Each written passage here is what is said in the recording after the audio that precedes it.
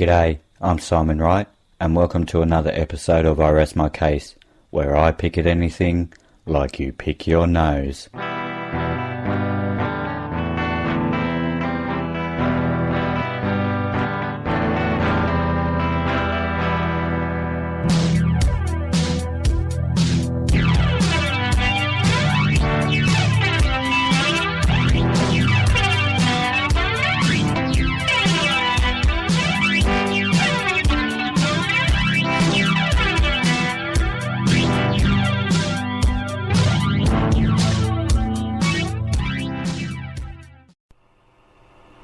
Hear that?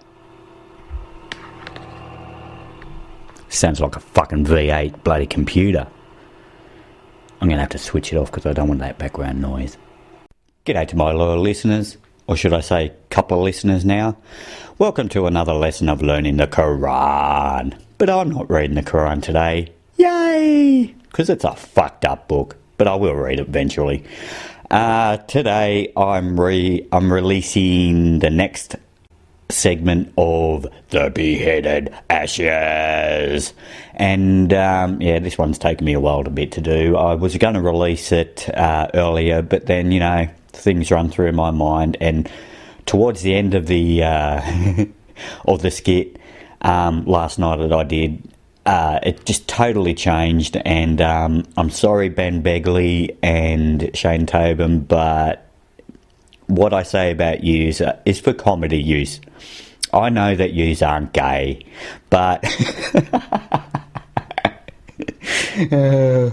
no, I'll just let you listen to it. Anyway, by the way, I had a run-in with two Muslim men on my page, my Facebook page the other day, and I am going to read you the comments.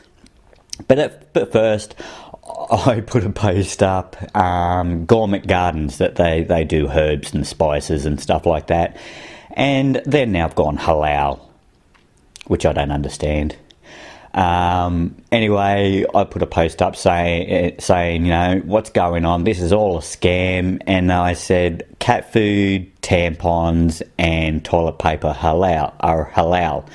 And I said, what, are Muslims eating toilet paper? Because what we've got to remember, halal is all about the consumption of food that is safe for Muslims. That's what halal is. Now, why is toilet paper halal? And that's why I made that. I was actually going to make a worse comment, because I was going to say, what? Do Muslims wipe their asses and then eat it? But one of the Muslim men jumped to it. Anyway, I should read you the comments that they made about me. Okay, now this is the first conversation I had with one of the Muslims on my Facebook page. He lives in, I think, Baghdad. He actually asked for a friend's request on PSN, PlayStation Network, and I accepted.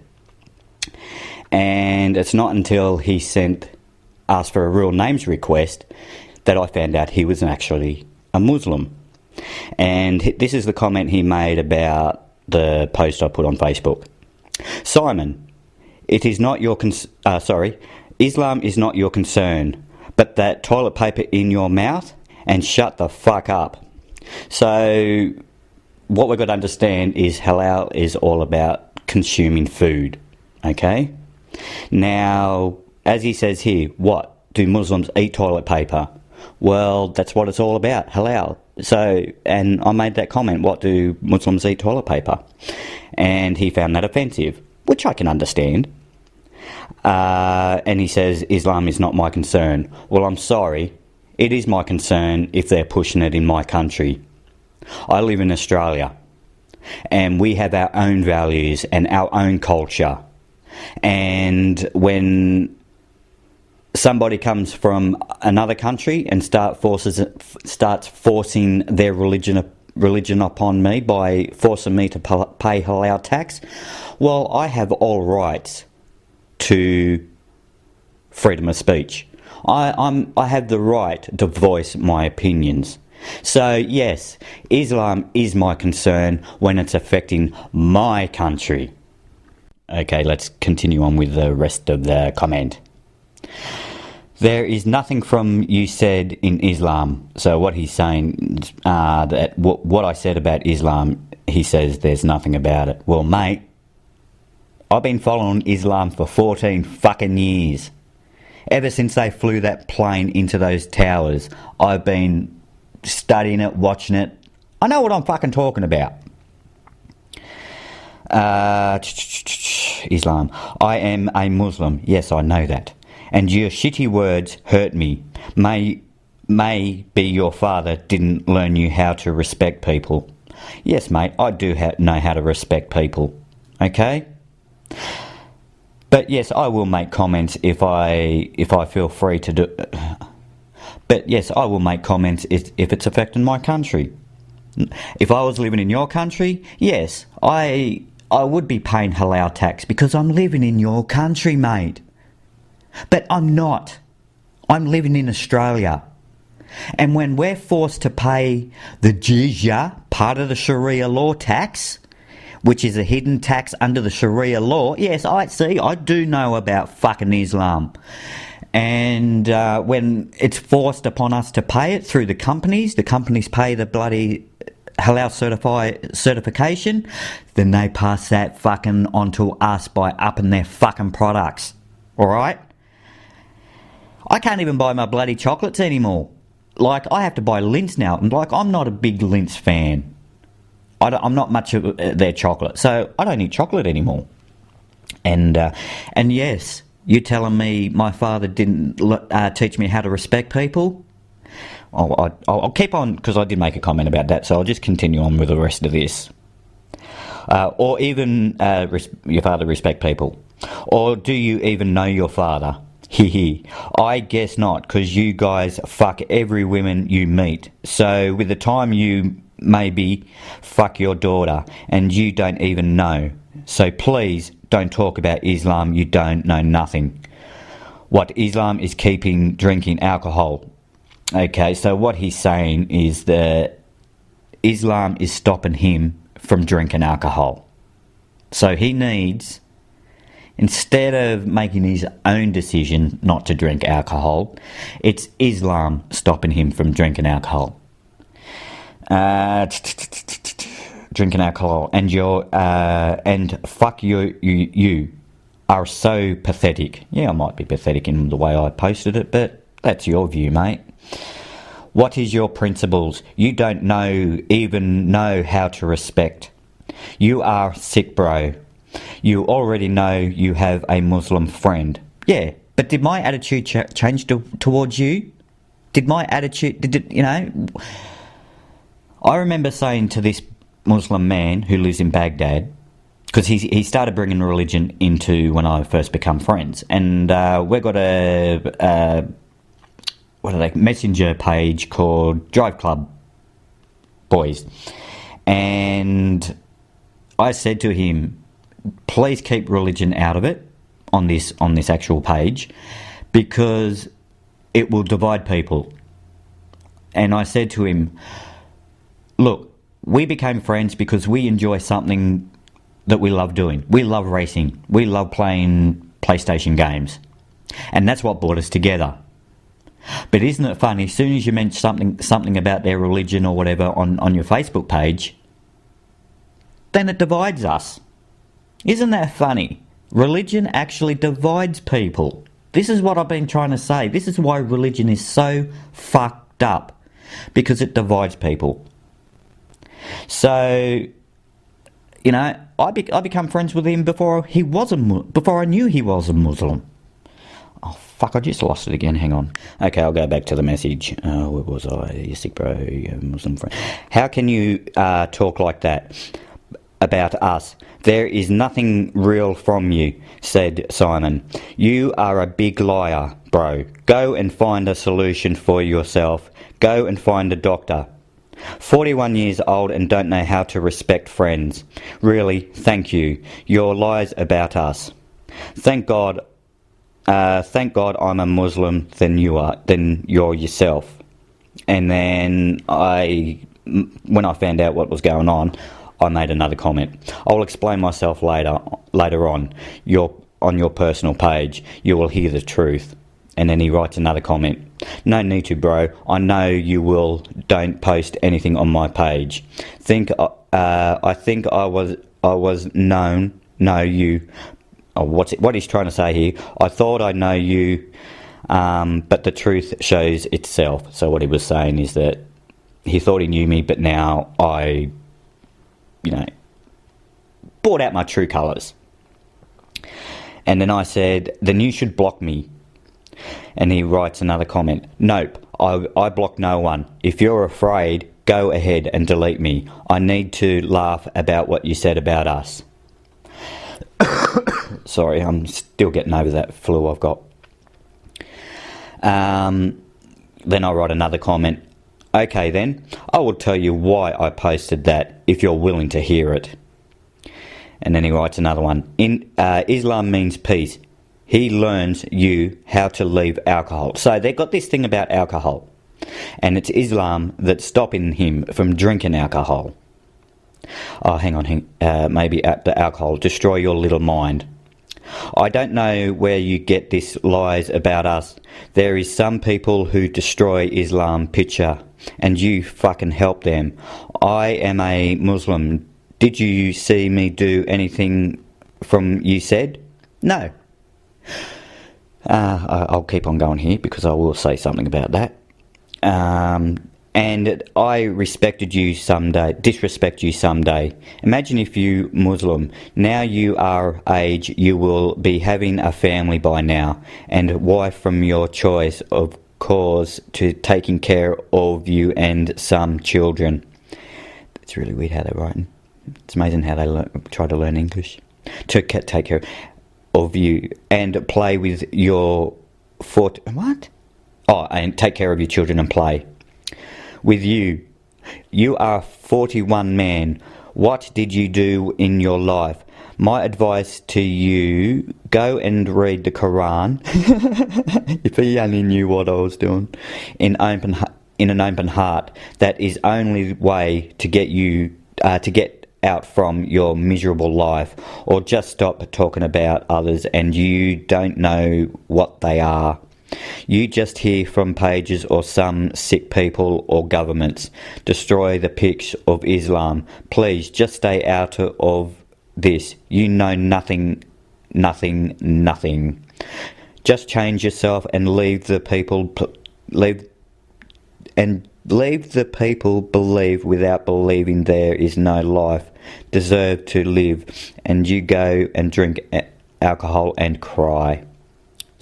And then he and I think he realised what he said, what he's done, and he actually comes back with another comment.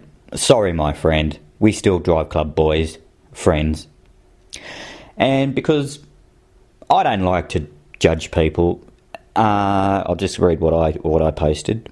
Thank you. That's why I do like you as a person and not a Muslim, because that's my culture and I'm reading the Quran. And if you look up the word Quran, look up the Quran is an ancient word used when your Prophet Muhammad, and there, what? I can't even understand my own. And there is a word you can say if you're unsure if it is unsafe for you to eat. That's why I posted that, because we are told by Muslim leaders that we have to pay a halal tax so the Muslims can eat it. I'm glad we are still friends for gaming. We may disagree with our beliefs, but we don't have to disagree with the things we love, we enjoy. I deleted our comments and it is in the past. And if I offended you as a Muslim, I'm sorry. But I'm not sorry for the way I feel. And yes, we are still good friends. And let's get into the Project Cars tomorrow, friend. Because, as I said, we believe what we are taught, okay? And I don't blame him for his belief, because that's what he's been brought up with. It's just that I, as I've got older, had an open mind. And here in Australia, we have a right to question. Where my Muslim friend in Baghdad, if he questions his beliefs to another person, he can be killed. That's why he will not... Oh, fuck, I lost the page again. That's why he will not question. But in my country, we have a right to question. That's why Australia is so good, is because we are allowed to answer questions. Now, I'm just trying to concentrate on here. Okay, and after that comment I made, he gave a thumbs up. And this is another comment I sent him. Just to let you know, I don't drink alcohol. 2, my mum and dad divorced, so I don't know my father. Number 3, I do not have sex anytime I want, because I respect women. 4, I don't have any children, and I'm not married, so I don't have a daughter to fuck. And 5, and I became friends with you before I knew you were a Muslim, and when you sent a real names request, that's when I found out you're a Muslim, because you were a person to me and not a Muslim. I know that sounds harsh, but as I said, I think I'll make a comment about that. I'll keep on reading. Yeah. And to me, and not a Muslim. Oh, sorry, I'll reread. I found out you're a Muslim because you are a person to me and not a Muslim. I don't believe in my own religion because religion divides us, and I don't believe in that. I hope that helps you to understand who I am, mate.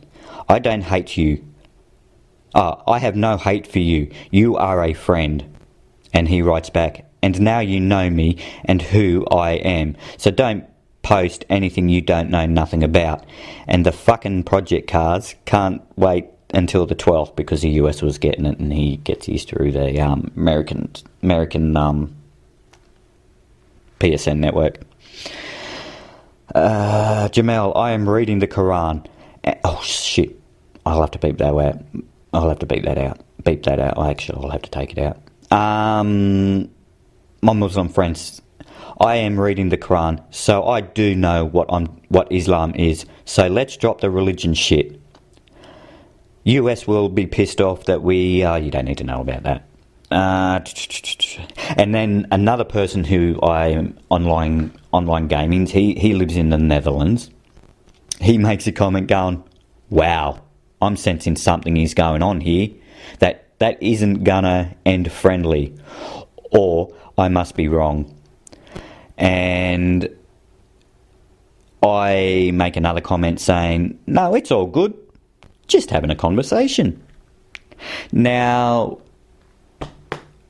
I'll just put that down for a bit, a sec. Now, in Australian culture, we are not a big religious nation. We never have been. Like, there are religious people, but we're not fanatics. Because we have the right to ask questions and use our own judgment and our own common sense, which leads us to not being blind. Not like, you see an American in the Bible Belt, or let's just say my workmate, who is a born-again Christian, which are the fucking worst. Because I grew up in a generation when we were allowed to start questioning stuff in life, where my parents, they weren't allowed to. So, because we're allowed to question, we get answers. And if you don't ask, you don't get answers. And in our culture, when we become friends with somebody, we become friends with a person and not a religion. And even if I do make a comment about somebody's religion in Australia, we just brush it off because we are allowed to express our views. And, maybe the person that you're friends with doesn't like it, and that's why most of the times when we become friends in Australia, we leave religion and politics out. Because religion and politics is what causes the fucking problems in the world. So the two things in life, religion and politics, is the problem in the world. We take those two things out of this world, we have a peaceful world. Because the government and religion divides us. And in our culture, that's why we keep religion out of it. That's why Australia is one of the most successful multicultural countries in the world. Well, since Muslims are starting to come to our country and forcing all their beliefs on us and forcing us to pay a tax, jizya tax, which is part of the Sharia law tax, they're using deceit. Now, why is cat food halal? I can understand why tampons will be halal, because a woman's got to insert it into their body. So yes, I can understand why tampons are halal, but you don't eat toilet paper, you don't consume toilet paper, you don't eat toilet paper, you wipe your ass with toilet paper, then you flush it down the toilet. Actually, I was going to make a comment. What do in that comment I posted, and I'm sort of glad I didn't, because I'll probably be beheaded right now. But who gives a fuck? I don't care. You know, if it's going to offend people, so be it. It offends me. Like, I don't have a right to be offended about their religion. That's, forced upon me.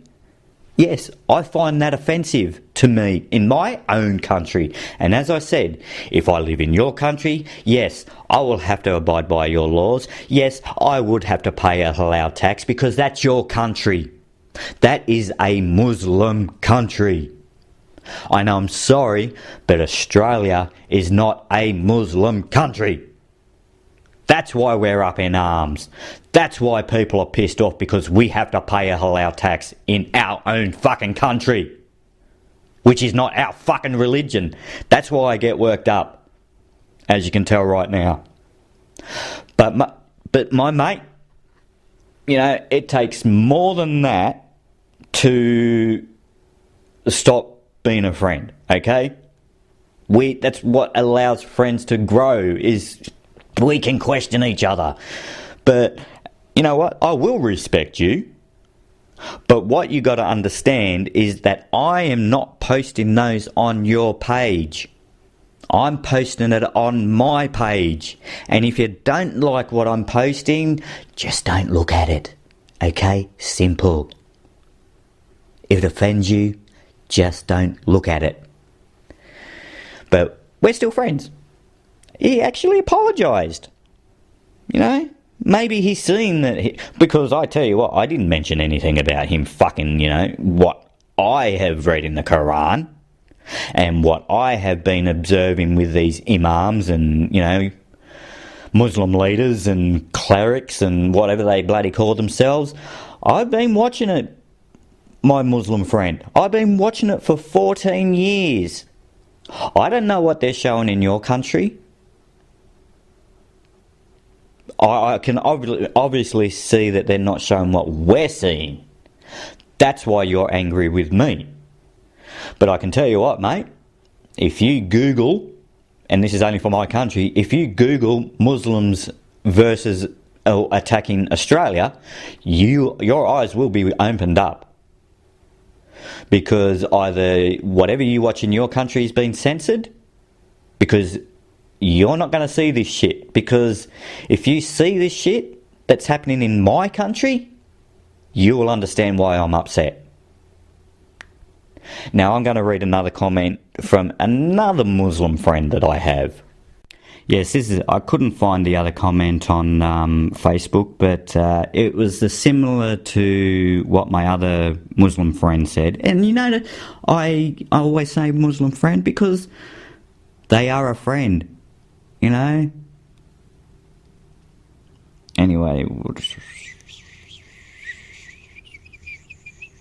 where am I? Oh, fuck, I hate when that happens. Let's find it. Gee, yeah, this one's a pretty long one. Keep going. Okay, this one's a real big one. Okay, where is it? Now, here we go. Because I made a comment to him. I said, have you read the Bible, our Bible? And he replies, because he virtually said the same comment as as my other Muslim friend. So it's virtually the same. But on this messenger page, he says, Simon, I've read the Bible also, but shall interfere in Christians' life? Of course, no. Not all Muslims like you, and others think. So what he's trying to say there, not all Muslims like us, and others think. I don't know what he really means, but if you don't like Muslim people, why are you friends with Muslims? Because, as I said, we don't become friends with a religion. We become friends with a person, which is you. Because, as I said, as soon as you bring religion into it, that's when it divides us. And that's what religion does. Yeah, Muslim, you have Muslim friends. I write a comment, I friend a person and not a faith. That's my culture. And he says, your culture learned to disrespect your friends? Well, I'm not disrespecting you. I'm disrespecting religion. And I have all rights to disrespect a religion if I don't agree with it. Just like you don't agree with the way I believe. You know, we're all saying each other religion is wrong. That's why I say it divides us. And he puts a question mark because I didn't make a comment. But later on, I think I made that at, nearly 1 o'clock in the morning. And I make a comment. I respect a person and not a religion. And that's my culture. With what I'm seeing in the world, and I've been following Islam for 14 years, now I don't know what they are showing you about your religion, but what I'm seeing... What the fuck have I written here? Now I don't... Maybe I shouldn't have put that word in. Now I don't know what they are showing you about your religion, but what I'm seeing, holy crap. Didn't put a mark there. So what I'm saying is, I don't know what they're showing about your religion in your country, but what I'm seeing in my country, holy crap. I knew you were a Muslim because it was Jamel who asked if you could be friends with me. And I'm having the... What was that? And I'm having the name talk... What?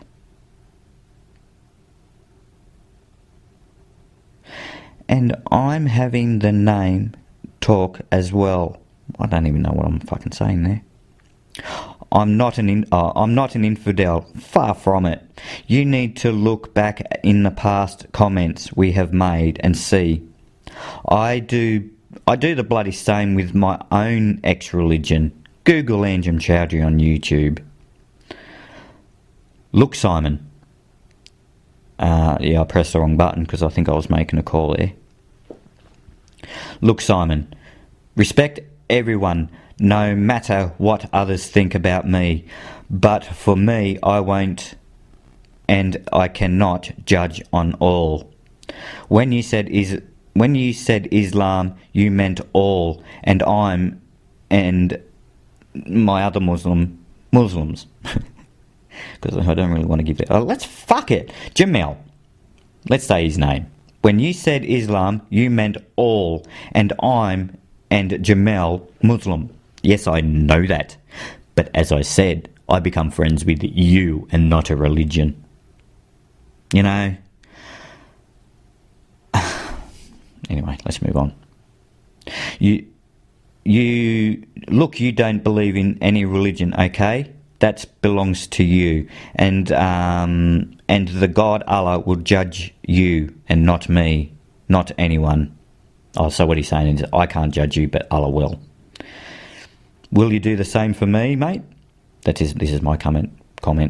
And I say Islam, I mean religion, and not you as a person. And he says, okay, of course, no. If I want, and this is his comment, if I want, I also talk bad and post whatever I like on Christians and Jews.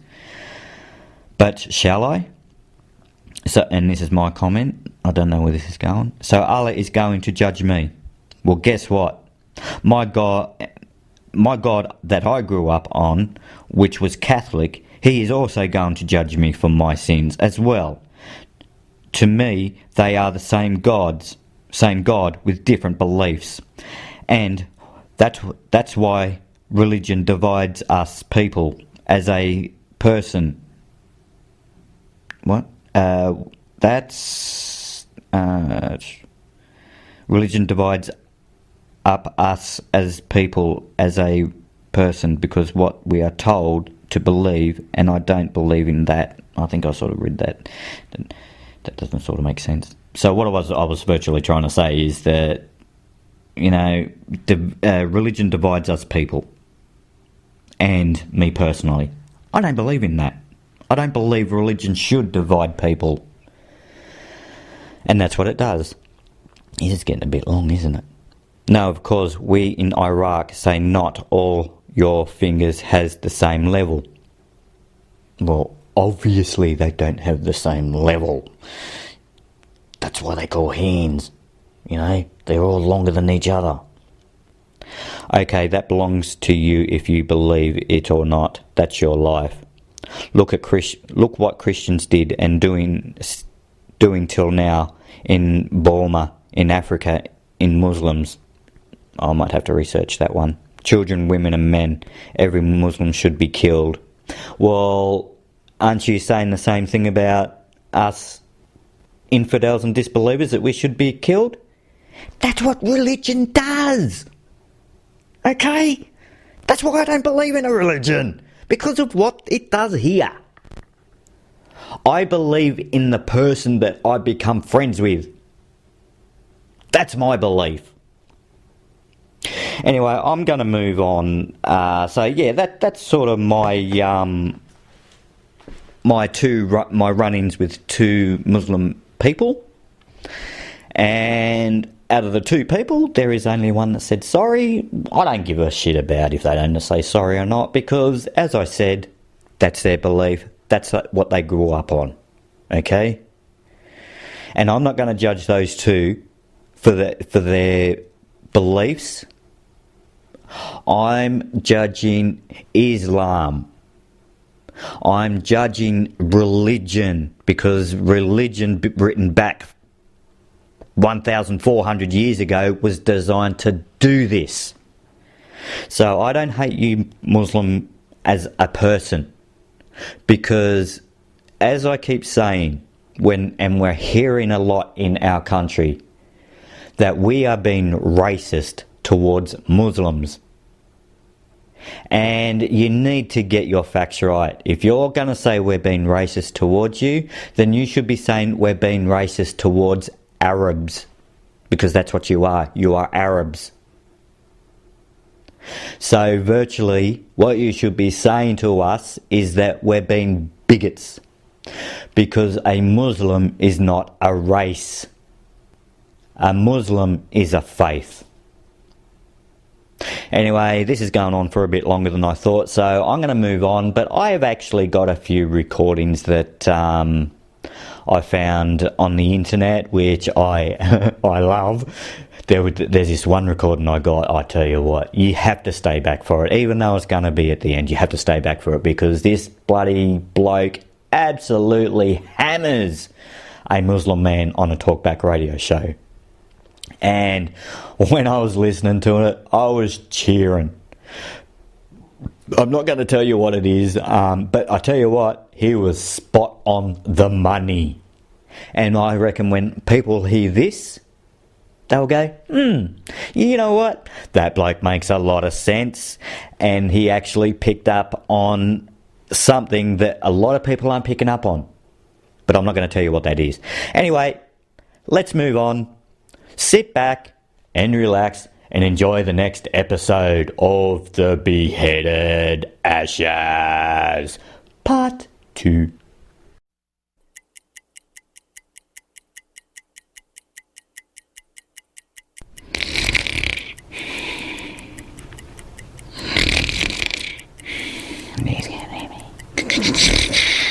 Oh, that middle stump. It's just so right.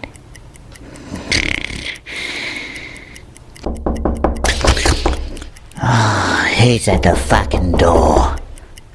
Yes, I'm coming.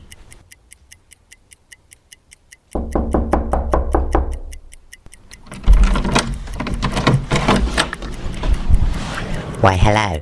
My name is Annie Wilkes. Well, hi, Annie. Why don't you come in? You must be my nurse, are you? Yes, that's right. By crikey, you look familiar. Have I seen you somewhere? I'm your number one fan. Oh, fuck. You're that Sheila from Misery, aren't you? What are you doing here? I'm gonna kill you, you scoundrel! Let go! You're killing me! Die, you motherfucking bitch. You didn't see that one coming, did you? Thanks a lot. And I bet Max had something to do with this. You wait until I see that motherfucker. He tried to have me killed so he can take the captaincy of the commentary team. Max, you're a motherfucker.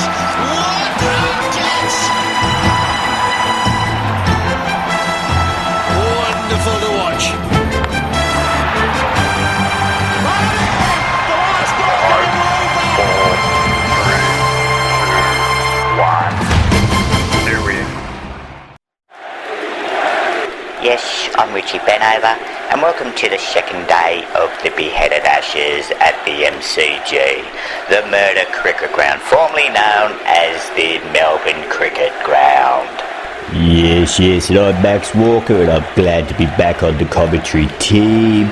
And yesterday's play was cancelled due to the rain. It was raining down monkeys and pigs.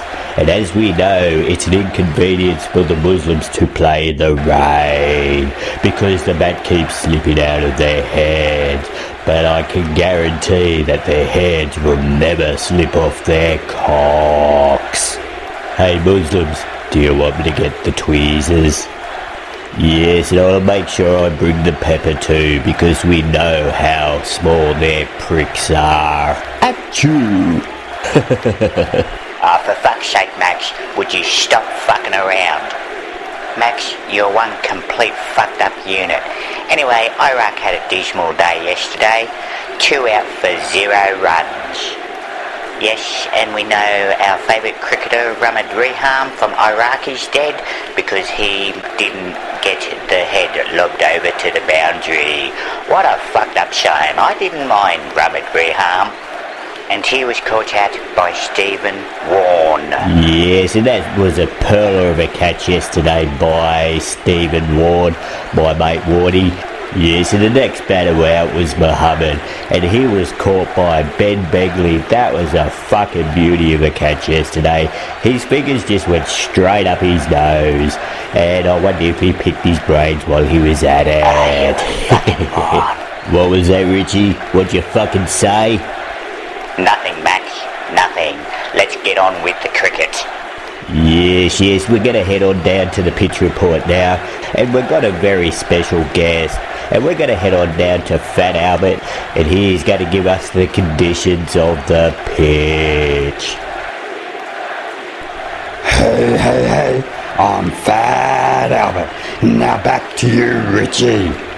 Why, thank you, Fat Albert. That was one of the quickest pitch reports I've ever seen. No wonder why, because he can't see past his fucking gut. He is so big that he needed a crane just to bring the motherfucker in. That's how big he was. But anyway, at least he had a go. Yes, it looks like the team's all down there on the field ready to play, so we're going to head off for a commercial break and come back and watch all these fucking heads roll. Oh fuck, I love this game. You're a fucking idiot, Max, and I'll keep on saying it, and I'll say it to the day I die. You're a fucking idiot, Max. Don't worry, Richie. I've got something specially lined up for you after this show. I can't wait. Yes, Max, what is it? Tell me. I don't like surprises. Oh, Richie, you just gotta have to wait. It's going to be a fucking doozy.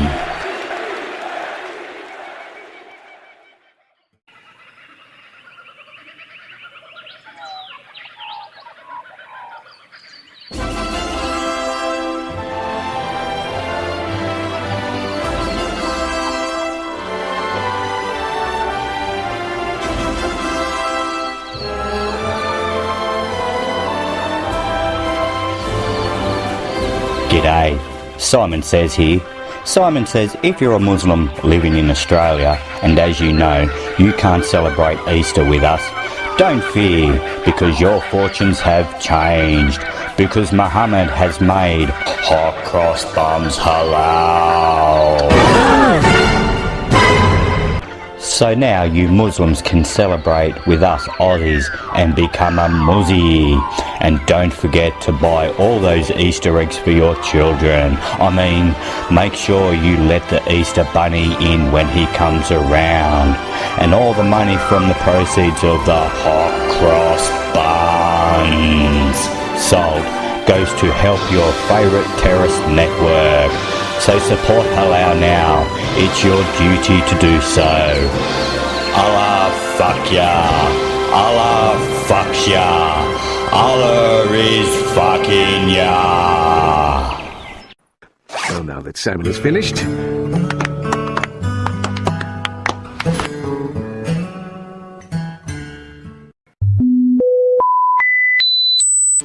This is an Islam service announcement.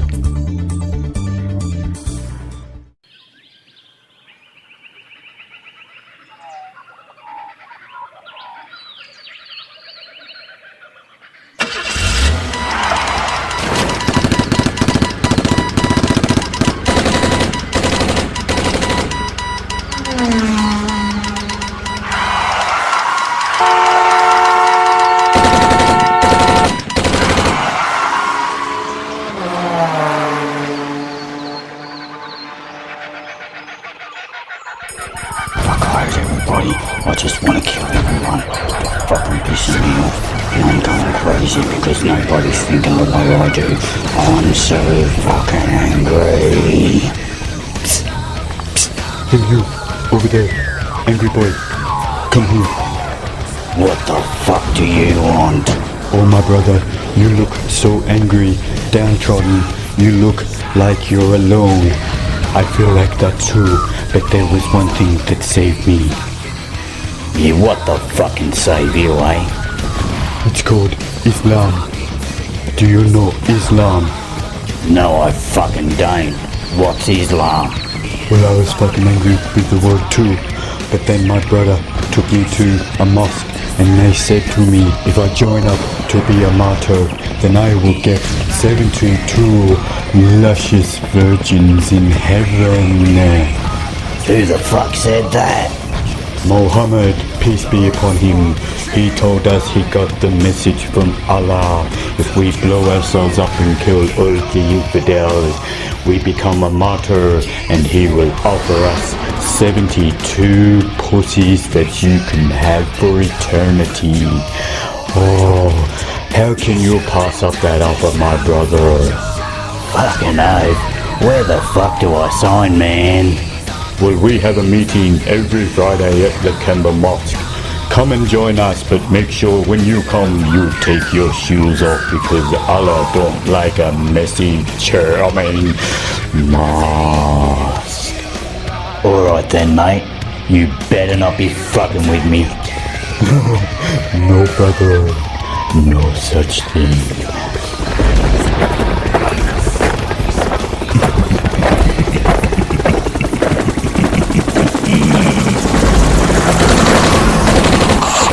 Target being destroyed.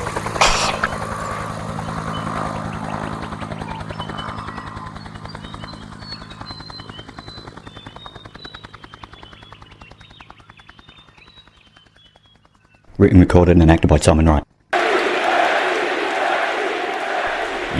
Yes, welcome back to the wide world of sports, where we're going to head down to the chopping block because Fat Albert is going to get his head chopped off because he didn't do the pitch report properly. So here we go, we're going to see another head sliced.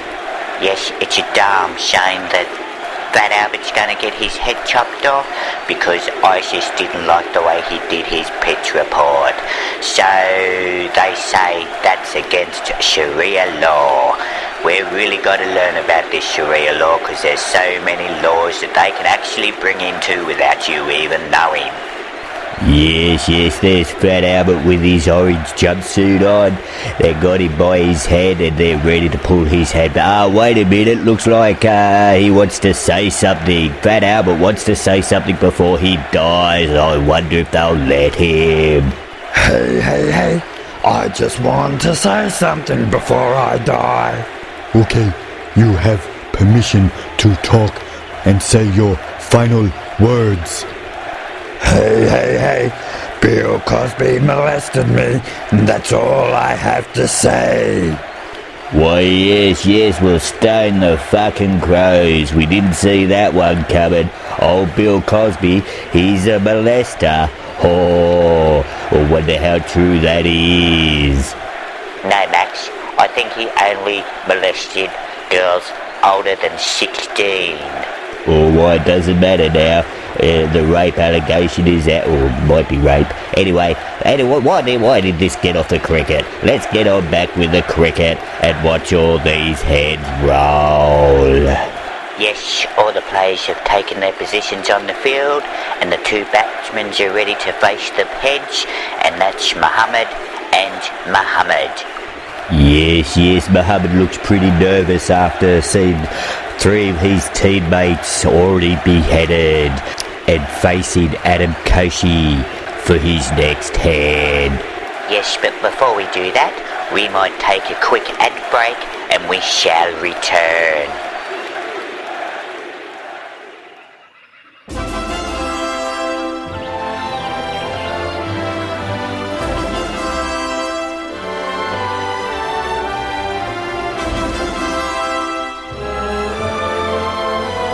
Yeah, g'day. Simon says here, if you're not a Muslim and you're living in Australia and you're sick of paying halal tax for your milk, then Simon says he has a brand new brand.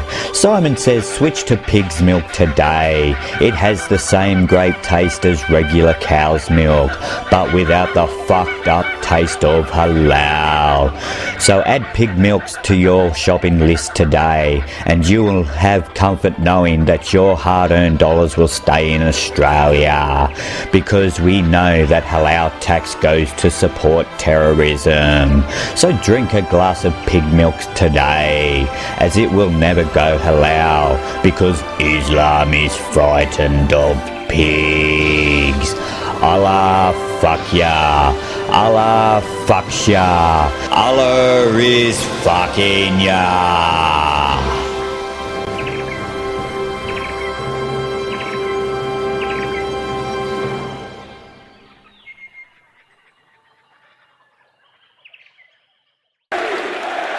Yes, welcome back to the Murder Cricket Ground, formerly known as the Melbourne Cricket Ground. All the players have taken their positions, so let's get started with the game. Yes, Adam Koshi is about to take his fourth bowl, and let's see how this one goes. Yes, Adam Kay's come up for his fourth bowl. He's taken his run up, and he's about to come up to the crease line, and he's bowled it, and he's bowled him out. He's bowled Muhammad. Oh, what? Hang on. What the fuck? Yes, as you can see, the heads hit the stubs, but the bails haven't come off. Oh, I think there's something going on. Oh, I think there's a bit of corruption going on. Yes, all the Australian players are up in arms. They're screaming at the umpire saying this is rigged and something needs to be done. Looks like the umpires are going up to the umpires upstairs, and the umpires are looking down saying they're disqualified. They all have to be beheaded, or the Iraqi team has to be headed. But lucky they brought another team in to compensate for their loss. Yes, and since that disqualification, they're all automatically out and they all go to the bloody beheading. And Australia will now go into bat. Yes, they got all the 7 batsmen in a line and they're about to behead them. This is going to be gruesome.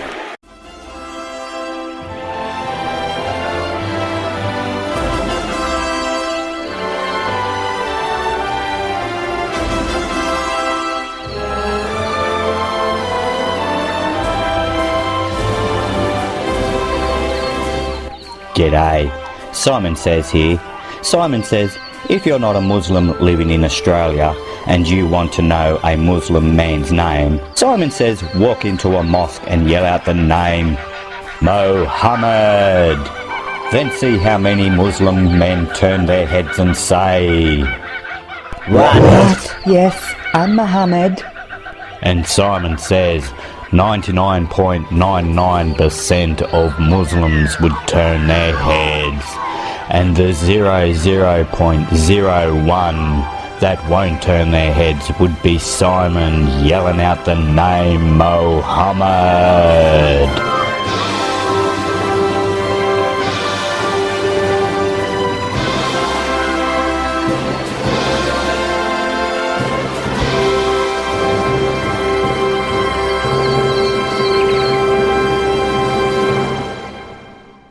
Well, now that salmon is finished,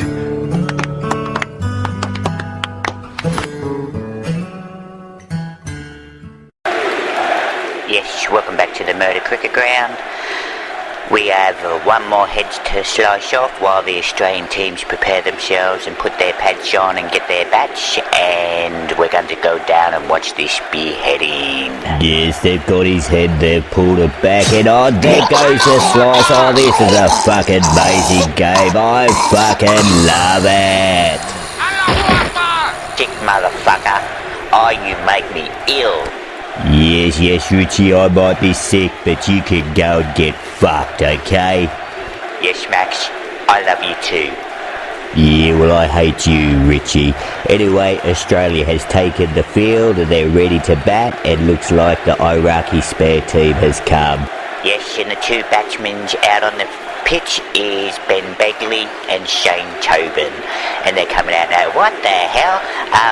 Ben Begley, you have bought the wrong bat. Yes, it looks like he's bought his baseball bat. Oh, that actually might work. I hope it's not made out of wood. If he's thinking smart, it'll be made out of steel. And look at Shane Tobin. He's wearing ski goggles. I wonder what that's for. Yes, and Shane Tobin hasn't even bought out a bat. What the fuck is Shane Tobin doing? Yes, it looks like Ben Begley has bought a baseball bat, and maybe that might work. I hope it's a steel one, because that'll split those fucking heads open. And I don't understand why Shane Tobin hasn't bought... hang on, wait a minute. What the fuck? He's just flopped his cock out and he's starting to beat it. Oh my god, look how big that cock is getting as he's pumping it. Yes, Shane Tobin is flogging his pud, and he's going like a bat out to hell. Look how big that cock's getting. Maybe he wants to give all those heads a turkey slap. Yes, he's going hammer and tong on his cock. Come on, how long does it take, Shane? Get it pumped up. Oh, he's looking a bit pale. Maybe all that blood's draining from his brain and going into his cock. Yes, and now Shane Tobin has got his batch ready. It's full and it's stiff. And Muhammad's coming up, and he's coming up to do his bowl. And oh no, he's done a no head. Oh, what a shame. Yes, it looks like Shane Tobin gets a free hit out of this one. Hopefully he smacks it out of the ground. Looks like Muhammad's been taken off the ground. Oh my god, he's beginning to have his head sliced. Are they changing their minds every now and then? They can't stick to one thing. Looks like if he doesn't know ball, Muhammad's going to get his head sliced. Fuck, I can't keep up with this game. Yes, looks like Muhammad's taken over the remaining of the overs from the other Muhammad. I can't keep up with these names, they're all the fucking same. Anyway, Muhammad's coming up for the ball, he's coming up to the crease line, and he's bowled it. And Shane Tobin has smacked his cock over that head, and he has launched that head out of the boundary. He's launched that head out of the cricket ground. What a fucking hit. Yes, that was a fucking marvellous hit. He has fucking lot of stiffness in that bat. And I tell you what, that's a fucking awesome swing. And he's launched that head out of the cricket ground. What a fucking awesome hit that was. And we shall return after these ad breaks again. Oh my God, you've missed so much! Like when America was attacked by mentally challenged suicide bombers. Allahu Akbar! Allah, please stop doing that. Will I have to get a sperm from you to make woman? So after 72 attempts of butt fucking, Allah finally got Adam's sperm and then made Eve. Here you go, Adam. Here's your woman. Oh, thank you. What do you want me to do with it now? I made her as a tilth for you, so you need to fuck her to multiply. What? Now? Right now? Yes, start right now, because I want to watch. You need the practice. Oh, okay, Allah. Okay, I'll start now. What do I do? How do I start making more Muslim babies? Yes, welcome back to the Beheaded Ashes, and looks like Ben Begley is about to take his swing of the bat. Muhammad's running up, he's coming up, and he's just fucking tripped and the head's gone rolling, and oh, what the hell, Ben Begley has just picked it up and he's undid his zipper. What the fuck is he doing? Oh, Ben Begley has just unzipped his fly and flopped his cock out. What the fuck is he gonna do? Oh no, he's opened the head's mouth up. He's about to put his cock in the mouth and Oh, he was just joking. So he's thrown the head up and he smacked that head out of the park and he's hit a home run. What a fucking awesome hit, and that's actually counted as a run. Oh, this is getting really fucking good. Oh, and look at Ben Begley doing his dance. Oh, I love this game. Oh, look at Shane Tobin on the ground pissing himself laughing. He's still got a fat. Oh, jeez, I love the old Ben Begley's come up and gave him a fucking tap on the knob. Oh, what's going on here? Oh, and look at Ben Begley doing his dance. Oh, I love this game. Yes, it looks like the umpires are signalling it's tea time, so it looks like it's the end of the day. And yes, the players are coming off field, and it looks like we're going to have another third day tomorrow. So we shall be back after this short ad break.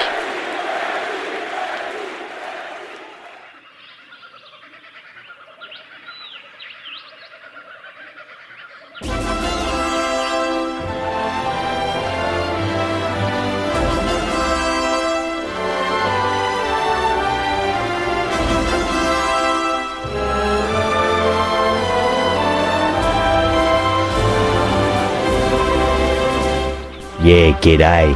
Simon says here, If you're a Muslim living in Australia and you're sick of using your hand to wipe your ass clean, well, have no fear, because Allah has made toilet paper halal. So no more stinking Muslim hands, so you can keep your hands clean. But it also still says that you should wipe from the back and not between the legs, as the Quran says. So no more chocolate hands where you can use toilet paper to keep your hands clean. So when you walk past the toilet paper, chuck a couple of rolls in your trolley, and you will thank Allah. Allah fuck ya. Allah fucks ya. Allah is fucking ya.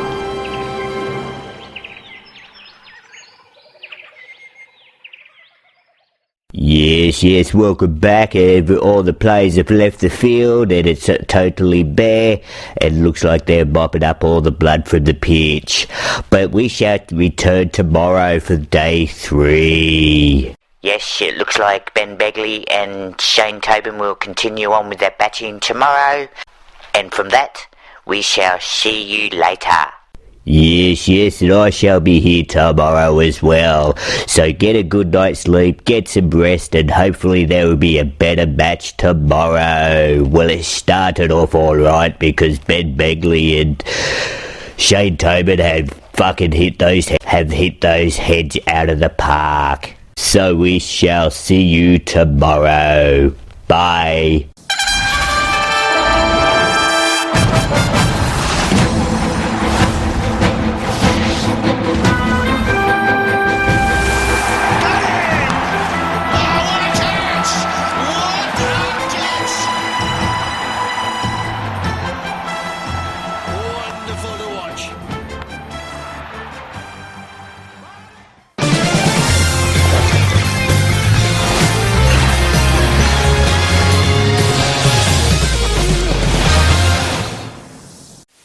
You've been making this past week about the religion of Islam, and it's a cult. It's not even a religion. So I have to say I don't even know why you're making such statements. The thing is, hey, Will, get real. You know damned well why I'm making such statements. Watch the news, Will. Read newspapers, Will. Look at what Muslims are doing around the world, Will. Look at school children shot in the back, Will. Bombs thrown into nurseries in Israel, Will. And then don't get on the air and tell me, I don't even know why you're making these statements about Islam. All right. Well, the thing is, I don't know. Maybe you don't have a lot of Muslims call into your show to give their point. Are you a Muslim? Yes, sir. Yes. Converted? Excuse me? Converted? No, sir. No. Oh, you were born a Muslim? Yes, sir. Okay. So the thing is, maybe you don't have a lot of Muslims tell you that. I got one right now. Tell me what's going on. Okay, so I can tell you that Islam certainly does not condone any of the crimes that have been portrayed. Horse crap. Hold on, Mr. Boyce. Don't tell me to hold on, and don't give me this Islam doesn't condone. We've got outrage right now. You're on hold. I'll make the statement, and then you come back and tell me where I'm wrong. We've got Muslims right now that are outraged over cartoons. Okay? Over cartoons. Muslims fly commercial airliners into buildings in New York City. No Muslim outrage. Muslim officials block the exit where schoolgirls are trying to escape a burning building because their faces are exposed. No Muslim outrage. Muslims cut off the heads of 3 teenage girls on their way to school. No Muslim outrage. Muslims murder teachers trying to teach Muslim children in Iraq. No Muslim outrage. Muslims murder 80 tourists with car bombs outside cafes and hotels in Egypt. No Muslim outrage. They attack a missionary children's school in India, kill 6 of them. No Muslim outrage. Muslims fire rocket-propelled grenades into schools full of children in Israel. No Muslim outrage. Okay? On and on. We go to Bali, wherever, look around. And then Muslim newspapers publish anti-Semitic cartoons. No Muslim outrage. Muslims beat the charred bodies of Western civilians with their shoes, hang them from a bridge. No Muslim outrage. And then newspapers in Denmark and Norway print cartoons of Muhammad, and all of a sudden, Muslims are outraged. And Will, you know what? You need to own up to it. You need to own up to the problem is not talk show hosts. The problem is not newspapers in Denmark and Norway. The problem is that Muslims like you get ticked off when somebody calls the Muslim world to account, but you don't get ticked off at what Muslims are doing around the world. Well, sir, the only thing I can say is that for the long list of crimes that you just cited, as a Muslim, I am most definitely outraged. You have never, ever called this show to express outrage over any of them. Mr. Boris, I've tried to call your show on several occasions. Just today I realized I can call about an hour early and get in. You weren't on an hour early. Oh, well, in my location it seems to be. But I've tried to call in on multiple occasions. Just today I was able to get in, and I can tell you on the air, as a Muslim, I am very outraged. I am very disgusted about the long list of crimes that you just cited. You got on the air today, and instead of expressing outrage over the long list of crimes committed in the name of your religion, you launched right into an attack on me for what I've said about Islam. So your words ring absolutely hollow. You got on the air, and you had nothing to say about the list of atrocities committed by the wonderful, peaceful religion of Islam. You had nothing to say about it until I brought them up. So don't give me this nonsense about how you would have loved to have called to condemn all those things. You don't have a word of condemnation in you until the non-Islamic world rises up and starts to make it clear that we are fed up with your damned religion. We've had it up to here. And somebody, like I said yesterday, somebody needs to grab the Muslim world by the shirt collar, backhand it a good one, knock it into the damn corner, and say, straighten up or we're going to eradicate you Beatles from the face of the earth. As far as the crimes that you just mentioned, definitely Islam does not condone or support it. It deplores it, and anyone you do not speak for Islam. I'm through with you. You do not speak for Islam. You can't call up here and say definitely Islam does not support it. Islam is involved in it around the world. And the Muslim street doesn't get outraged until somebody prints a cartoon of Muhammad. Then they get outraged. And you call it, well, the Muslims, we condemn all these things. Where were you when they happened? And don't give me this nonsense that magically you only managed to get through to this radio program today when after my statements about this outrage over these cartoons of Muhammad. You know, I understand that these bloodthirsty Islamic murderers do not represent the majority of the world's Muslims. When, though, do the rest of you become outraged? When do you take to the streets to express your outrage at the radicals that are making your religion the worldwide object of hatred and ridicule?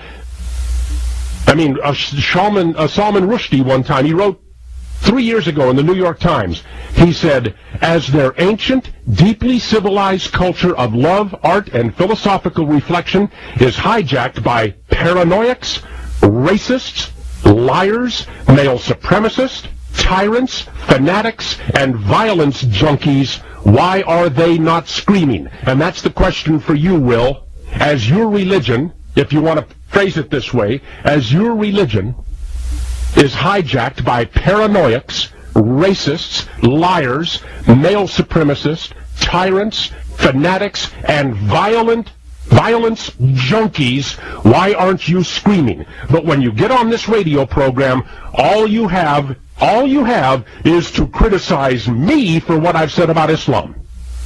You did not try to call when they murdered hundreds of school children in Basra, shooting them in the back. You didn't call. You didn't call to express as a Muslim your outrage that what had happened over there. Valley anywhere. You wait for somebody to criticize your religion, some infidel, some non-believer like me, some Christian, some Jew. When they criticize your religion, all of a sudden it's outrage time. But not until then. You just sit back and accept it while your religion goes on a bloody, violent, worldwide rampage. And the rest of the world better wake up to what's going on here. If you want a peaceful religion of love and reflection and philosophy, do it. If you want a violent religion, we're more than ready to stand up to you and trade blows. The two gunmen who were killed outside an anti-Islamic event in the United States were apparently spurred on by an Australian supporter of the so-called Islamic State. The suspects opened fire on a packed auditorium with assault rifles before a policeman shot them dead. Samantha Beach reports. Moments after the shootout, local police and a SWAT team swarmed the event centre outside Dallas. A security guard was wounded, the gunman killed on the spot. We were able to stop those men before they were able to penetrate the area and shoot anybody else or attempt to shoot anyone else. The failed attack was targeting an anti-Islamic event where 200 people were competing to draw cartoons of the Prophet Muhammad. Muslims believe any drawing of the Prophet is blasphemous, but organisers say they were exercising their right to free speech. This capitulation by Western elites to silence ourselves so as not to offend savages is monstrous. The gunmen were Americans Elton Simpson and Nadir Sufi, housemates from Arizona. Today, FBI agents searched their apartment. Only one of the men was on their radar, but authorities say there was no warning an attack was imminent. Nobody thought that these two individuals would think about committing a violent act. Investigators claim the gunmen were urged to attack the event by a Melbourne-based ISIL supporter. The Australian last week shared a map of the centre, calling for his brothers in Texas to go there with weapons, bombs or knives. Shortly after the shooting, he posted, "May Allah reward the Garland Mujahideen," with a seat right next to the Prophet in Jannah, an Islamic phrase for paradise. Samantha Beach, 10 Eyewitness News. Gathering information about the two suspects, the two gunmen who opened fire outside a free speech event which featured a cartoon contest of the Prophet Muhammad and a speech from someone who is on the Al-Qaeda hit list. Why hold this event and possibly invite a threat given what we saw in Paris in January? Here to explain all of that is Pamela Geller. She's the executive director of the American Freedom Defense Initiative. She organized the Draw Mohammed event in Texas. Pam, thanks so much for being on New Day. Thank you for having me, Allison. Pamela, where were you when the gunmen opened fire and what happened inside? We had just finished a free speech conference. We had Herd Wilders there. We had depictions of Muhammad through history for the past 1,400 years, and we had held a contest, as you know, and the winner, interestingly enough, was a former Muslim, Bosch Forsten, and we had finished the event. It was really very well received, roughly 300 people there, and it was at that time where these two gunmen attempted to storm the building, and they shot at the police, and we were all in the room, and the police came in and put us all into lockdown. And so, of course, this terrible incident reflects the need for such conferences. It's illustrative of the violent assault on the freedom of speech. Pam, you know, there was a tweet sent out before the attack, warning of the attack. Did you get any intel from the police about just how dangerous an event like this could be? Well, it's dangerous because increasingly we're abridging our freedoms so as not to offend savages. The very idea that if something offends me or I'm insulted by something, I'll kill you, and that way I can get my way. And somehow this is okay with members of the elite media and academia is outrageous. Well, it's a cartoon. It's a cartoon. Sure. It's a cartoon. And the idea that we can't that this warrants the violence that you saw. I mean, I haven't heard anyone in the media saying that it's okay for gunmen to show up at an event like this. But what people are saying is that there's always this fine line, you know, between freedom of speech and being intentionally incendiary and provocative. Intentionally incendiary and provocative by drawing a cartoon. This is the low state of freedom of speech in this country. I disagree, and I disagree most vehemently. The First Amendment, not the 8th, not the 10th, but the First, protects all speech, not just ideas that we like, but even core political speech, ideas that we don't like, because who would decide what's good and what's forbidden? The Islamic State? The government? Inoffensive speech, Allison, needs no protection. But in a pluralistic society, you have offensive speech. You have ideas. You have an exchange of ideas. You don't shut down a discussion because I'm offended. If something offends me, should I go out and slaughter people? Sure, when Jesus Christ was put in a jar of urine, it was called art. Did Christians like it? Of course not. Did they slaughter people? Did they burn embassies? Did they kill whole communities? Of course not.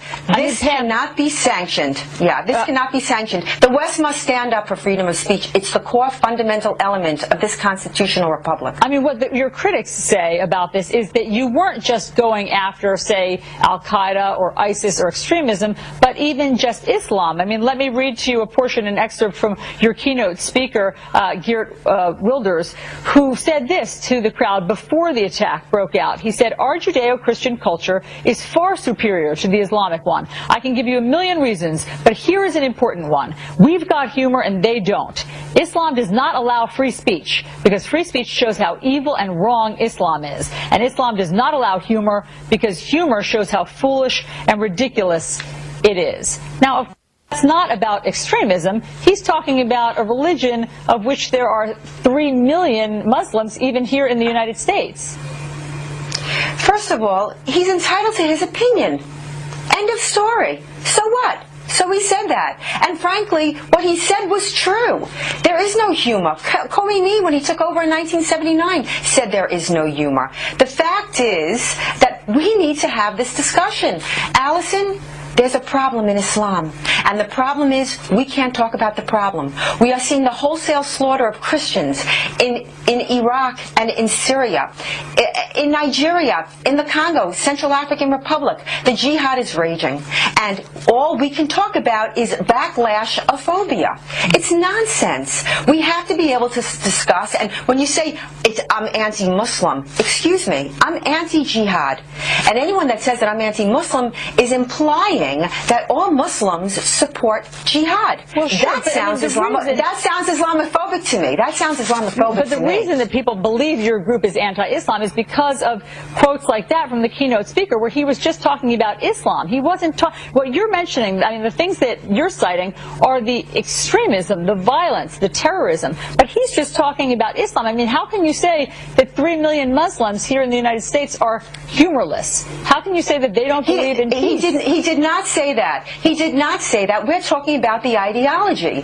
Under the Sharia, there is creed apartheid. There is gender apartheid. There is Islamic anti-Semitism and misogyny. These are very real. And who gives voice to the voiceless? Where are the victims get to speak? Every time a victim speaks out, they're accused of Islamophobia. It's absurd on its face.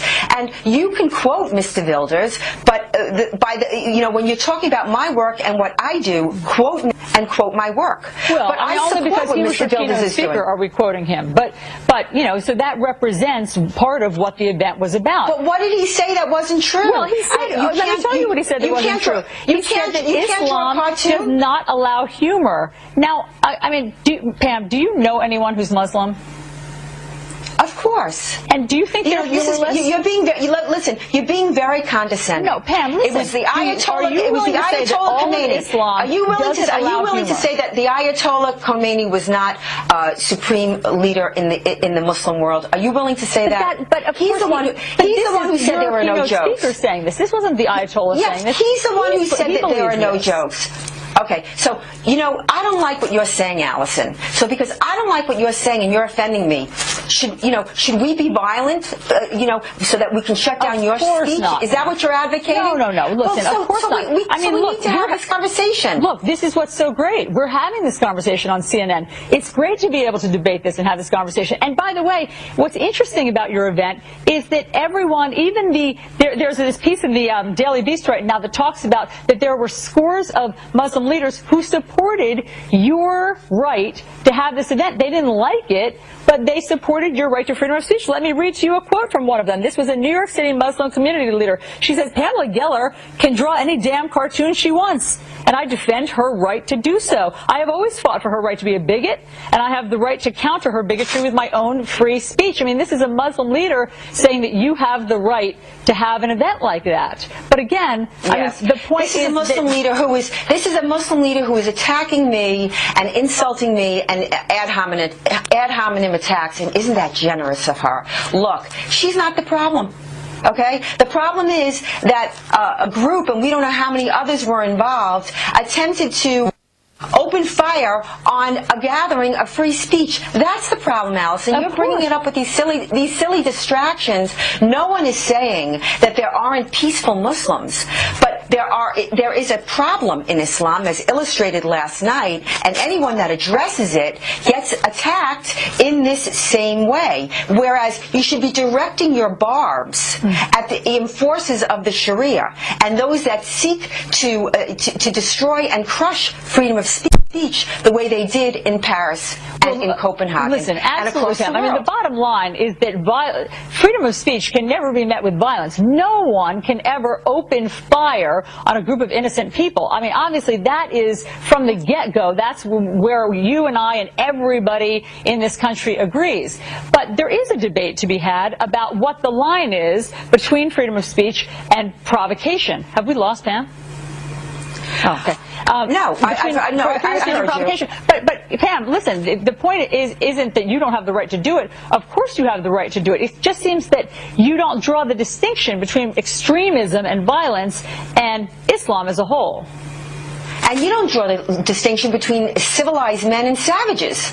Because you're saying that if something I say offends someone, then they have the right to behave in a certain way, that it's going to incite them. I think it's ridiculous. I think the blasphemy laws under the Sharia is ridiculous. I think the tens of thousands of people that are slaughtered under this law is monstrous. And that's what you and I should be addressing. Not this nonsense we can't talk about it. It's ridiculous. On that. But what the problem comes when you paint with this broad brush and when you say savages in the same sentence as Islam. It makes it sound as though you're calling Muslims savages. And when he makes these broad brush, Allison, show me where I use Muslim and savages. One time in my entire life. Show me now. You just made an accusation. Show me where I said that. Well, you were just saying savages. So we all agree. I said you did not draw a distinction between civilized men and savages.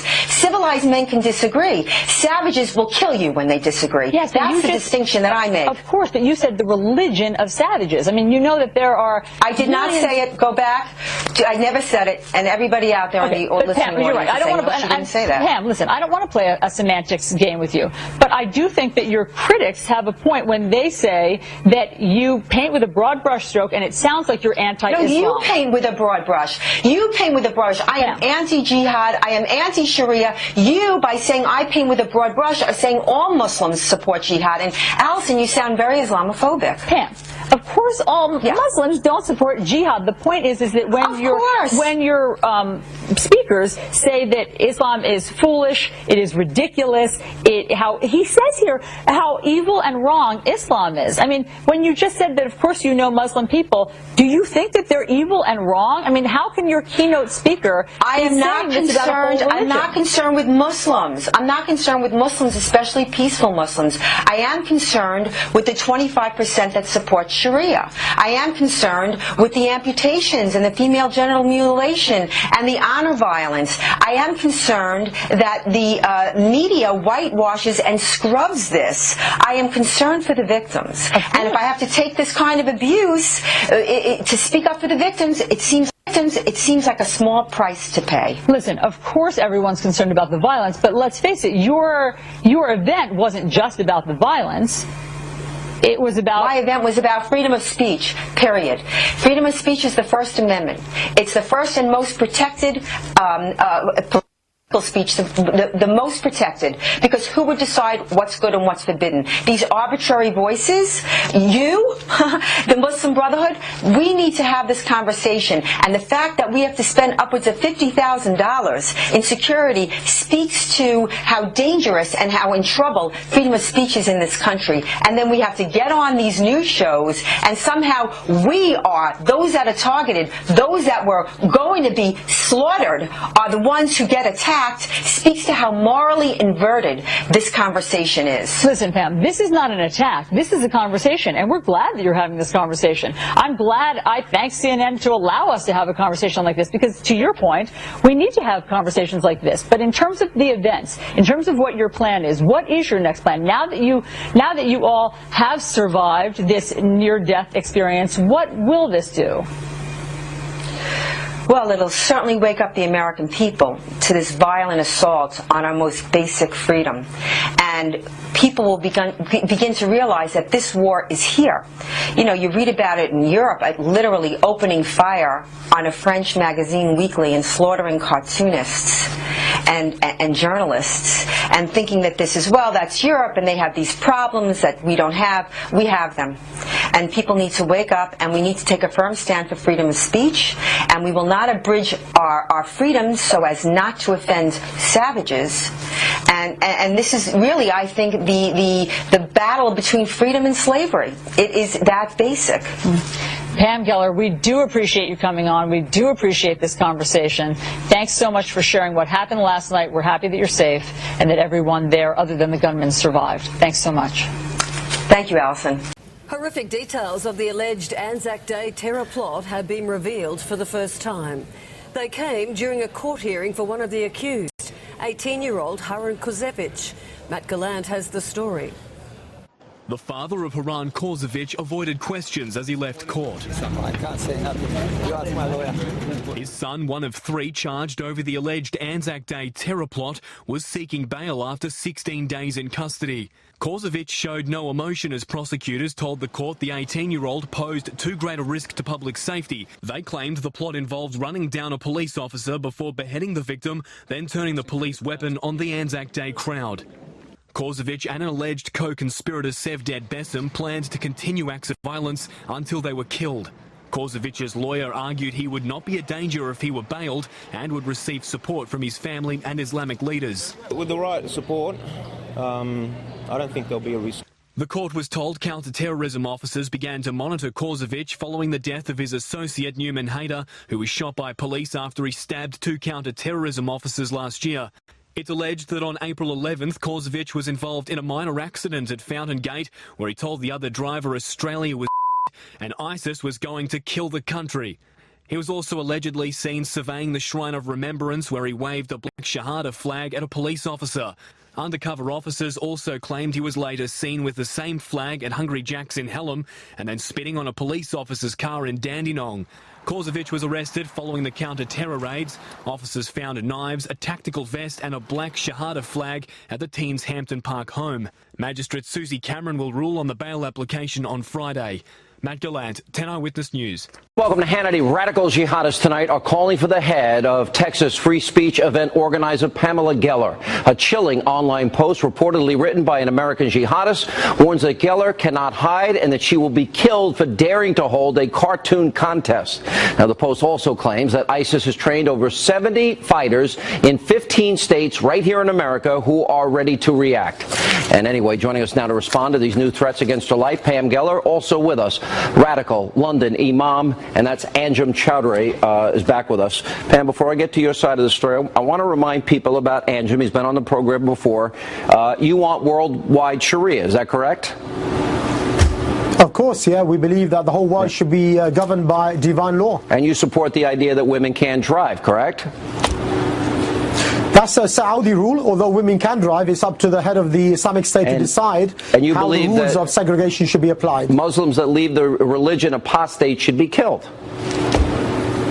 Well, of course, the Prophet said whoever changes his din, kill him. So this is the job of the state to implement. And gays and lesbians should be killed. I'm just reminding my audience of your position. Gays and lesbians, the penalty for that is death, correct? Well, you know, if they do the act publicly and there are witnesses, it does carry capital punishment, yes. Okay. Now, let me go to you, Pam. This is a serious threat. Basically a fatwa, a death threat, has now been issued. Your reaction to that, have you had any contact with the FBI?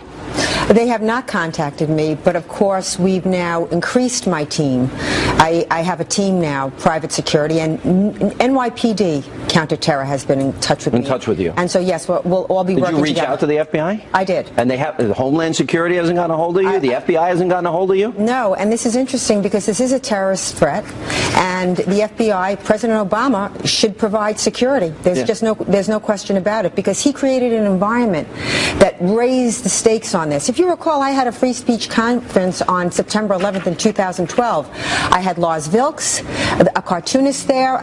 It was for freedom of speech. Yeah. And the fact is, nobody tried to attack it. Nobody reported on it. But that same day, the Cairo embassy was attacked. Benghazi was attacked. They flew the flag of jihad on top of the Cairo embassy, and our U.S. embassy apologized. They apologized for insulting Islam. All right, all these incidents over a cartoon, Anjem, all these incidents over a cartoon, do you support this death threat against Pam Geller because she ran a free speech contest drawing cartoons of your prophet? Let's be absolutely clear. We're not talking about Mickey Mouse or Donald Duck. We're talking about people who deliberately had a competition to insult the Messenger Muhammad sallallahu alaihi wasallam. To make cartoons. If you saw the cartoons so that you were support drawn, the death. If you saw the cartoons, just bear with me, Sean. If you saw the cartoons that Charlie Hebdo drew, you would understand the anger. And now this woman wants to draw cartoons or have people draw cartoons to insult the Prophet, knowing full well that this carries the death penalty in Islam. So definitely, she's asking people to attack. You support the death penalty for Pam Geller, security on the day. Who's not Muslim. You support the death penalty because she had a cartoon contest.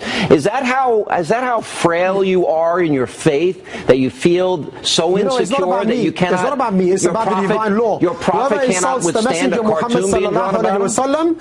That will carry capital punishment, Sean. So you want my personal views. You support the death threat. You want to kill her and the Sunnah of the Prophet. You want her to die. You know what?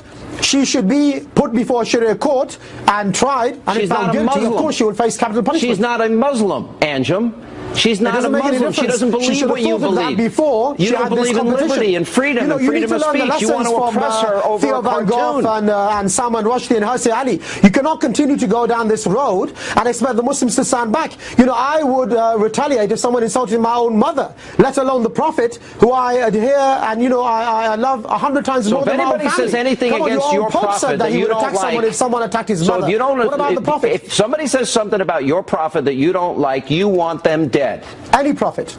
Your prophet. You know, if they said that about Jesus or Moses or Abraham or the Prophet Muhammad sallallahu alaihi wasallam, I didn't hear anybody. It's the same difference. Wait a minute, because there was a crucifix submerged in urine, and I didn't hear you or any other Muslim say that this person ought to get the death penalty. Andre Serrano. There was an elephant dung thrown on a picture of the Virgin Mary. I didn't hear you or any other Muslim condemn that or threaten death there. In this country, they depicted Isa alayhi salam, Jesus, as a homosexual. That was called Corpus Christi and you support the death of them too. Road Theatre, the Pleasance Theatre, and we had a demonstration. And Christians were coming to us and saying that we should have been out there. So we always raise our voice, no matter which prophet of Allah has being attacked. And what I would say to you and the American people is, instead of insulting the prophets, why don't you follow them? Why don't you abide by what they say? It's because they don't agree with you. You're attacking the very people who we should take guidance We don't live under your oppressive Sharia law. Here's the key. You will do one day. The Sharia is coming to America, as you well know. Here is the key and critical difference. Canon law pertains to Catholics. Jewish law pertains only to Jews. But the Sharia, which dictates every basic aspect of human life, asserts its authority over non-Muslims. The Jews and Christians can live under the Sharia. Why can't you live there? This is silly. One at a time. The Sharia asserts its authority over non-Muslims, unlike Jewish law and unlike canon law, which is why under the Sharia they're slaughtering the Christians, they're slaughtering secular Muslims across Africa and across the Muslim world. The fact is, in that fatwa that was issued against me, my name is preceded by Khanzir. Now, Khanzir means pig. It's the word Muhammad used before he slaughtered beheaded hundreds of Jews. So to first say to the liberal media that this is not religious is absurd and obscene on its face. To blame me and say that my cartoons are controversial, excuse me, murdering cartoonists is controversial. And it is the jihadis that made this a flashpoint, not me. And does anyone really think that these jihadis would have just been peaceful, loving Americans? Okay, can I come back to that? Of course they wouldn't. I submit to you that our conference saved... Pamela. No, I'm talking, sir. I know you're used to stepping over women, but you're not going to have it here, okay? My conference saved lives because I understand the threat, and we had enormous protection, and the Garland police were superb. But those jihadists drove 1,000 miles for this conference. Would they have hit a mall? Would they have hit a coffee shop like in Australia? Or kids? That conference saved lives, and shame on the cowardly media. Let's go back to the Imam. Well, Pamela, first of all, the word khanzir I think is too good for you in the first place, you know. At least the khanzir worships Allah. The fact is that you insulted the Prophet Muhammad sallallahu alaihi wasallam, and obviously you knew the consequences. Otherwise, you wouldn't have had thousands of dollars worth of security. I live in America. When you talk about murdering innocent people, the United States of America are the champions of murdering innocent people. The champions of freedom, you torture people. And look how you can't take it. Look how you want to kill people. Look how you want to kill people. Are Muslims occupying America? I think you'll find that the Americans are occupying Muslim land. Mr. Chowdhury. They are the ones who killed up to 1 million people in Iraq and Afghanistan. You have the ability to talk about one the at a Muslims time. killing Americans and others in self-defense. Let me ask you a question. We have watched, in the name of your religion, your so-called prophet, we have seen people's heads cut off. We have seen girls kidnapped. We have seen girls raped. We have seen girls thrown into slavery and impregnated by radicals in the name of your religion. Is this the prophet that you praise so much? Is that Islam to you? Excuse me. Answer that question. Is that Islam to you?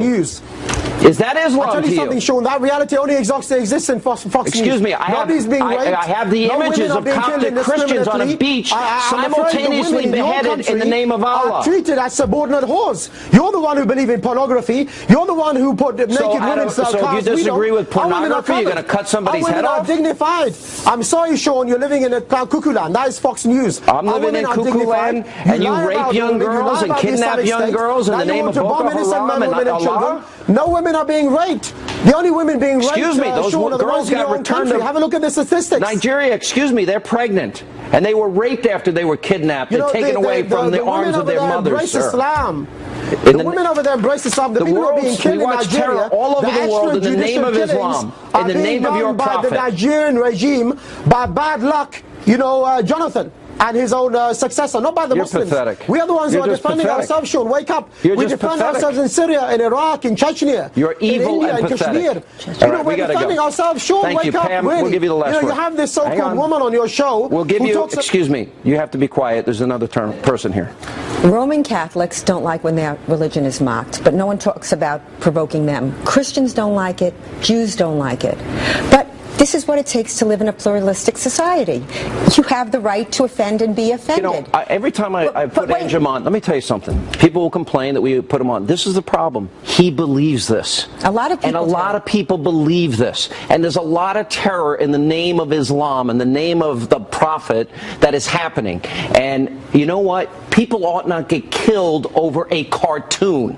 And that's what's happening. But why don't we expect that from the Muslim world? We all understand that there's a right to offend. They don't like the Christ on the cross in a jar of urine or the elephant dung. We didn't like it. We didn't kill anybody. There's Holocaust denial cartoon conferences. The Jews didn't kill anybody. What is this, the low expectation of soft bigotry? Why don't we expect that from the Muslim world? In that sense, it's almost condescending that we would expect less. That's exactly right. Well said. All right, I got a break. Thank you. Appreciate it. Well, there you go. I hope you enjoyed that episode. I know it's been a while, and I'm sorry to my loyal listeners. I will try, as I said. I'm not promising anything, but I will keep on doing the episodes, but probably not as frequent until I get bored of Project Cars, and it's addictive game. I'm loving it. But anyway, I hope you enjoyed that episode. I will be reading the next chapter of the Quran because we haven't read it for a bit, so we're getting back onto that, and I think it's called The Table Spread, the next chapter. Maybe this is all about halal. Anyway, on that note, I shall catch you later, and I rest my case. Bye.